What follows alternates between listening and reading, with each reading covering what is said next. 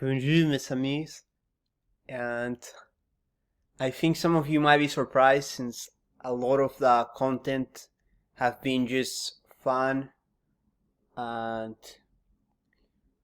hot girls, tough guys, and just fun adventures. But I thought I should do something different for this essay. So I wanted to do a conceptual analysis. For those of you guys who are not very familiar, I actually studied philosophy, analytic philosophy, but now I've turned more into I've done a Nietzschean turn and gotten more into continental philosophy and just wanted to analyze this concept and also theology, religion, politics. But let's just go for it. I just read my paper and you guys tell me what you think. So, frankness versus fake modesty. And I define frankness about sharing your feelings and opinions openly. I think this is important since you need to stand for something. If you don't stand for something, then you stand for nothing. I think this will lead you to become disliked by some people, but I feel this is fine. I think the age we live in, we're always trying to be liked by everyone, hence why the like button in a lot of these websites like Twitter, YouTube, Instagram. Instead, we should strive to accept that we will be disliked. In fact, I would even cause controversy and say like we should strive to be disliked so that we just always are consistent with our opinions, that we're being genuine instead of being fake. So I like frankness. I like the word since it reminds me of both French and German society. Et je parlais un peu français, mais je pratique tous les jours. Je suis une principiante, mais je veux améliorer mon français. Ich spreche keine Deutsch. Ich bin Studentin die Deutsch. Oui, mais j'ai étudié le français et l'allemand, mais je n'ai pas bon maintenant, mais je suis confiante que je vu meilleur mon français, mon allemand, and les vidéos futures. And yeah, guys, so like I'm studying French, I'm studying German, I'm serious. Let's make it happen. So this word, I just really like it a lot, frankness. So it reminds me of both French and German people. You have the Franks, the Germanic tribe, before they converted to Christianity. On one hand, like my experience with Germans, with French society, les sociétés françaises, it's like at least the French intellectuals that I follow, like they're not afraid to share what they think. This concept of les polémiques. It's an intellectual who causes controversy, and I think this is healthy for a society because you're saying what you think, and I don't see this in analytic philosophy. I feel this is a continental philosophy practice. So when it comes to Deutsch society, I think a lot of thinkers like Hermann Hesse.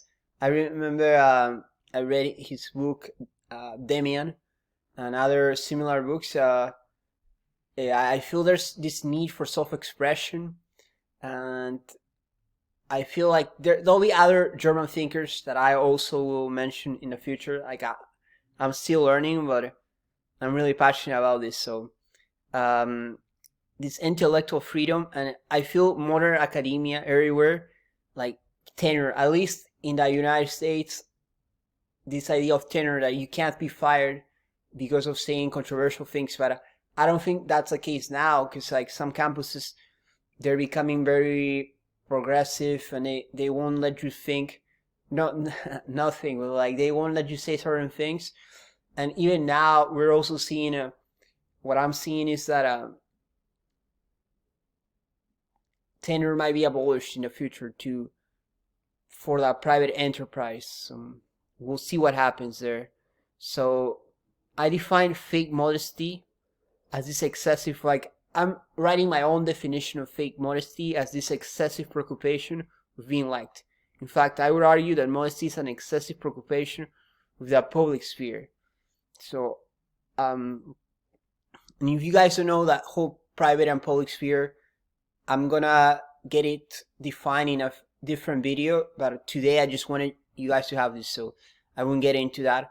I think it's a Lutheran, Protestant inspired concept. So people like Luther suffered from the scrupulous, or he had an obsession or preoccupation with sinning. So this guy, Luther, this thinker, he was always worried about if he was a sinner or not, and he thought God was a harsh judge. So he would punish Luther for his wrongdoings. And I was recently reading about Methodism. This is a Protestant religion. Like Wesley is one of the key thinkers, and he had a similar concern. He has this concept called outward holiness, where he advocates for modesty, plain clothes. But I'm rejecting that notion, since I don't agree with Protestant ideas, but an excessive preoccupation with using asceticism as a form of virtue signaling. And since I'm very Catholic inspired education wise, like, I didn't know all this signaling, all these virtue concepts, and I feel that validation, virtue, all of these are closely linked, and I'm just figuring out now how they all relate to each other. But I feel like they're gonna be topics that I'll be touching on in future videos. So, and I wanted to use my own terminology, appearance over actuality, and I had philosophical discussions about this, but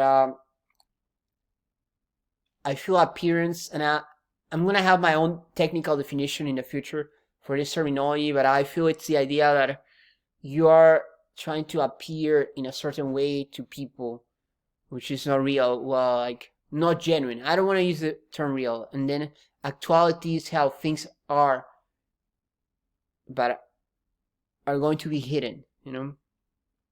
So hence why I see more celebrities talking about their humble lives or about people when it's not true, and most of them come from wealthy families.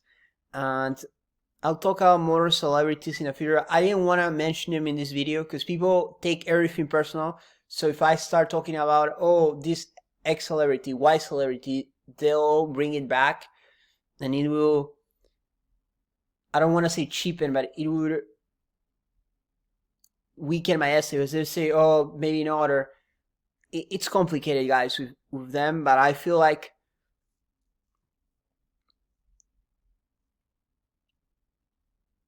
most of them are not being genuine, because I hear many celebrities, they always say, oh, they come from humble backgrounds, but it's not true.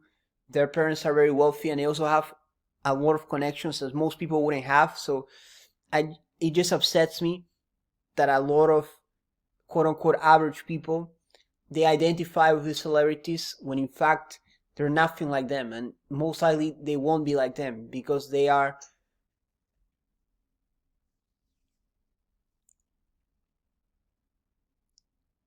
born in a very privileged place. So let's continue.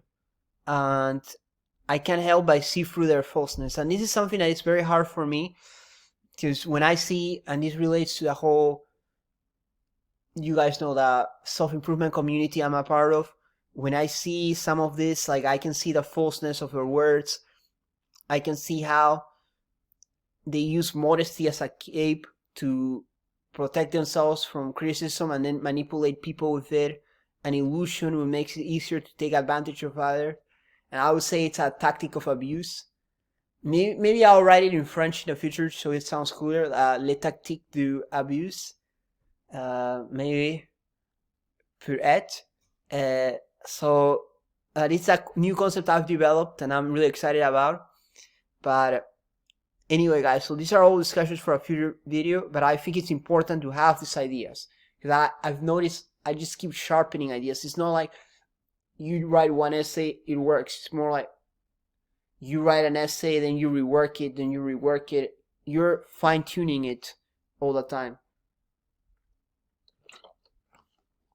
But anyway, my friends, that was 10 minutes of defining false modesty and frankness, and why I think it's so important to frankness for society, because once you accept frankness, you can have a more open society about discussing ideas, but without being